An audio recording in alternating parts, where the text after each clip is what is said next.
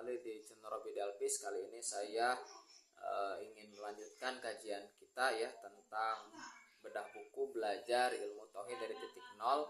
Ini pembahasan terakhir pada bab 2 ya, dan nanti akan kita lanjutkan ke bab ketiga.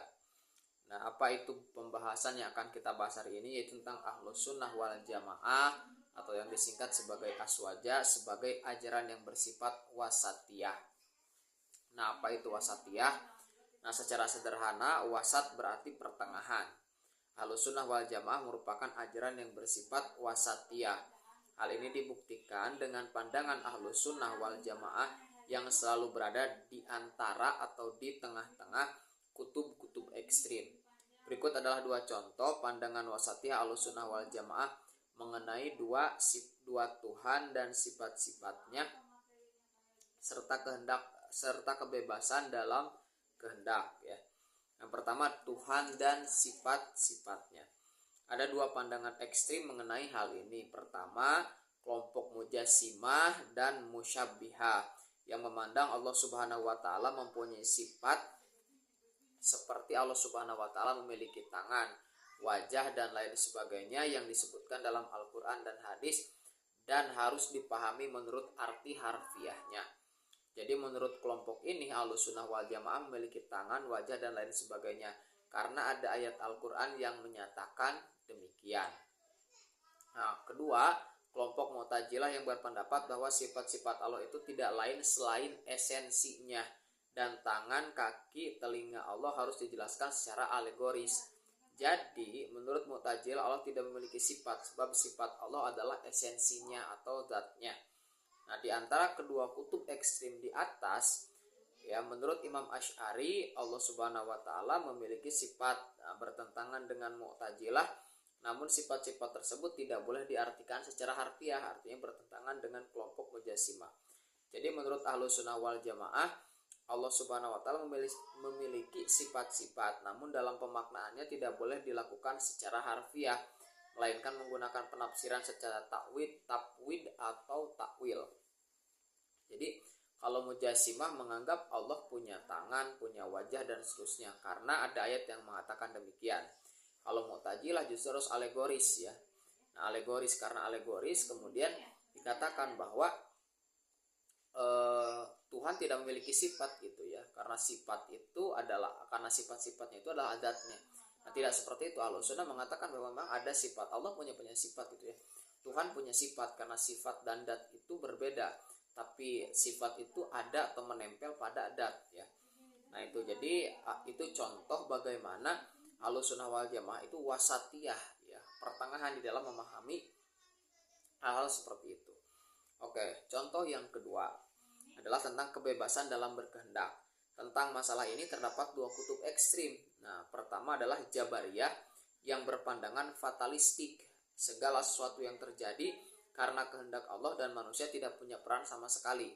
Seperti sudah kita pernah bicarakan ya, bahwa ya semua atas kehendak Allah. Saya berbuat baik ya kehendak Allah, saya berbuat jahat ya saya juga karena kehendak Allah. Itulah Jabariyah. Itu ekstrim ya. Kemudian Mu'tazilah yang berpandangan bahwa manusia memiliki kebebasan mutlak dan menciptakan perbuatannya sendiri. Ya saya baik karena Allah, karena diri saya sendiri, saya buruk ya karena diri saya sendiri. Ini pun sama ya, ekstrim. Nah, menurut Ahlus Sunnah wal Jamaah Asy'ariyah, Allah adalah pencipta, khaliq gitu kan. Perbuatan manusia sedangkan manusia adalah mengupayakannya, muktasib. Jadi ada muktasib yang berikhtiar, kemudian ada khaliq yang menciptakan.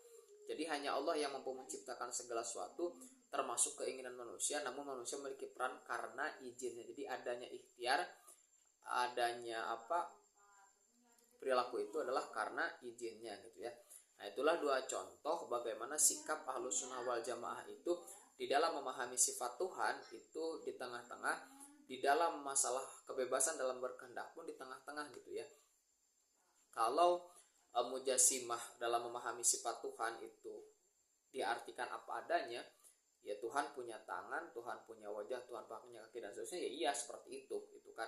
Itu Mujassimah. Ada juga yang Mu'tazilah ya, yang alegoris, justru menafikan semua sifat Tuhan. Tidak ada, Tuhan tidak punya sifat. Yang ada hanyalah data. Itu tidak. Ahlus sunnah adalah Tuhan itu punya sifat. Nah, berarti kan bertentangan dengan Mu'tazilah. Tetapi sifat itu ya tidak boleh diartikan secara harfiah, kayak yadullahi fawqa aydihim. Tidak boleh dikatakan bahwa tangan Tuhan di tangan di atas tangan mereka, tapi maksud tangan di sana itu harus ditakwil atau ditafsir, dibiarkan saja gitu ya. Nah, demikian pula dalam hal kebebasan berkehendak ya. Nah, Jabariyah berpandangan bahwa ya semua perbuatan itu karena Allah, karena itu Allah yang menjadi sebabnya. Mutlak ya, saya baik saya buruk itu karena Allah. Tetapi di sisi lain Mu'tazilah itu juga berpandangan bahwa itu diciptakan oleh diri sendiri ya. Nah, dalam Ahlus Sunnah wal Jamaah tidak. Allah lah pencipta segala sesuatu, tapi manusia punya peran ikhtiar, walaupun peran itu sendiri pun tetap dari Allah Subhanahu wa taala. Jadi seperti itu. Itu adalah contoh-contoh bagaimana Ahlus Sunnah wal Jamaah itu bukanlah aliran yang ekstrim, tetapi adalah aliran yang wasatiyah. Wasatiyah di sini artinya kan pertengahan. Bolehlah kita menggunakan kata moderat.